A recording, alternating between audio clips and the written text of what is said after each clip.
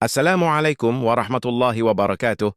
Tidak banyak yang menyadari bahwa ketenangan hidup di masa pensiun sesungguhnya bertumpu pada satu, fondasi yang sangat rapuh kesehatan keuangan negara. Selama ini banyak pensiunan ASN TNI dan Polri menjalani hari dengan keyakinan bahwa hak pensiun adalah sesuatu yang pasti rutin dan tidak akan berubah. Setiap bulan dana masuk ke rekening, setiap minggu kebutuhan rumah tangga diatur dengan cermat. Namun di balik rutinitas yang tampak sederhana itu, ada kerja negara yang sangat besar agar aliran tersebut tidak terputus. Di sebuah kota kecil, seorang pensiunan guru bercerita bahwa hidupnya kini jauh lebih sunyi. Dibandingkan masa aktif, tidak ada lagi rapat, tidak ada lagi apel pagi. Yang tersisa hanyalah jadwal minum obat, menemani cucu belajar, dan menjaga agar pengeluaran tidak melebihi pemasukan. Saya tidak minta lebih, katanya pelan, yang penting jangan sampai terlambat atau berubah-ubah. Kalimat seperti ini mewakili jutaan pensiunan lain yang mungkin tidak pernah muncul di layar televisi, tetapi hidupnya sangat bergantung pada stabilitas negara.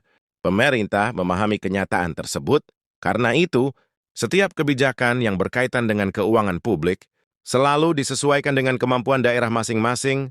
Dalam konteks pensiunan, negara menegaskan bahwa hak tetap diberikan sesuai ketentuan yang berlaku. Salah satu kebijakan yang disampaikan adalah pemberian dana bagi pensiunan sebesar nilai uang pensiun bulanan yang dibayarkan untuk jangka waktu 2 minggu. Kebijakan ini dimaksudkan untuk membantu menjaga arus kas rumah tangga para pensiunan agar kebutuhan harian tetap terpenuhi dengan lebih tenang insya Allah. Namun kebijakan seperti ini tidak bisa berdiri sendiri. Ia sangat bergantung pada kemampuan negara menjaga kekayaannya. Pemerintah kemudian menyampaikan sebuah perumpamaan yang mudah dipahami oleh siapapun. Uang dan kekayaan negara itu ibarat darah dalam tubuh manusia. Jika setiap hari tubuh mengalami kebocoran kecil, mungkin tidak langsung terasa, tetapi bila kebocoran itu terus terjadi tanpa pernah ditutup, maka pada akhirnya tubuh akan melemah dan kolaps. Negara pun demikian. Jika kekayaan nasional terus bocor, dirampok, dicuri atau dimanipulasi, maka daya tahan negara akan terkikis sedikit demi sedikit. Bentuk kebocoran itu beragam. Ada laporan keuangan palsu, praktik under-invoicing dalam perdagangan, suap kepada pejabat, hingga penyelundupan barang keluar dan masuk wilayah Indonesia. Praktik ini bukan hanya merugikan angka di atas kertas, tetapi juga menggerus kemampuan negara untuk membiayai kewajibannya kepada rakyat. Dalam pernyataan resminya, pemerintah menyampaikan bahwa jika kondisi seperti ini dibiarkan, negara akan kesulitan bertahan dalam jangka panjang. Pemerintah juga menyampaikan bahwa praktik tersebut tidak muncul begitu saja. Ada kepentingan dan kekuatan tertentu yang selama bertahun-tahun memanfaatkan kelemahan sistem, bahkan berharap negara ini terus melemah. Pernyataan ini disampaikan dengan tegas, meskipun sering dianggap berlebihan oleh sebagian pihak. Namun pemerintah menegaskan satu hal, mandat yang diemban berasal dari rakyat Indonesia. Dengan izin Allah, mandat tersebut akan dijalankan sepenuhnya, karena mengabdi kepada rakyat dipandang sebagai kehormatan tertinggi. Di sisi lain, negara juga tidak melupakan para petugas yang bekerja di lapangan. Banyak di antara mereka bertugas di daerah terpencil, kawasan bencana dan medan yang sulit. Ada yang sudah berminggu-minggu bahkan berpuluh-puluh hari tanpa istirahat yang layak. Ada pula yang kehilangan nyawa dalam menjalankan tugas. Pengorbanan ini jarang terlihat publik, tetapi menjadi tulang punggung bagi tegaknya kewibawaan. Negara pemerintah menyampaikan penghargaan yang setinggi-tingginya kepada mereka, karena tanpa kerja senyap seperti itu, penertiban dan pengamanan kekayaan negara tidak mungkin terwujud. Dalam rangka itulah pemerintah membentuk Satuan Tugas Penertiban Kawasan Hutan atau Satgas PKH melalui Peraturan Presiden Nomor 5 yang ditetapkan pada 21 Januari 2025. Satgas ini melibatkan berbagai unsur negara, mulai dari Kejaksaan Agung, Kepolisian Negara Republik Indonesia, Tentara Nasional Indonesia, hingga kementerian dan lembaga terkait lainnya. Tujuannya jelas, menertibkan kawasan hutan yang selama ini dikuasai secara tidak sah dan memulihkan hak negara atas aset tersebut. Hasil kerja Satgas PKH mulai terlihat. Pemerintah melaporkan bahwa telah dilakukan penyelamatan keuangan negara serta penagihan denda administratif dengan nilai lebih dari 6,6 Angka ini bukan sekedar simbol, melainkan bukti nyata bahwa kebocoran yang selama ini dianggap mustahil ditutup ternyata bisa dikendalikan dengan langkah yang tegas dan terkoordinasi. Dana tersebut kemudian dicatat sebagai penerimaan negara yang pada akhirnya memperkuat kas negara. Selain itu, Satgas PKH juga berhasil menguasai kembali lebih dari 4.000 hektar kawasan hutan yang sebelumnya tidak tertib dan melanggar ketentuan hukum. Kawasan-kawasan ini selama bertahun-tahun dimanfaatkan tanpa memperhatikan kepentingan negara dan rakyat. Dengan penguasaan kembali tersebut, negara memiliki kesempatan untuk menata ulang pengelolaan sumber daya alam secara lebih adil dan berkelanjutan.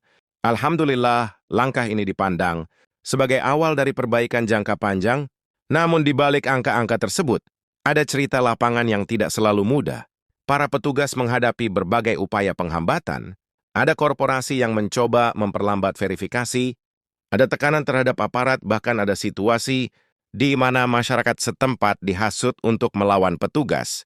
Semua itu terjadi jauh dari sorotan kamera, tanpa perhatian media, tanpa panggung besar tapi tugas tetap dijalankan karena bagi mereka, kesetiaan kepada Negara Kesatuan Republik Indonesia bukan sekedar slogan. Pemerintah menyadari bahwa capaian ini baru permulaan.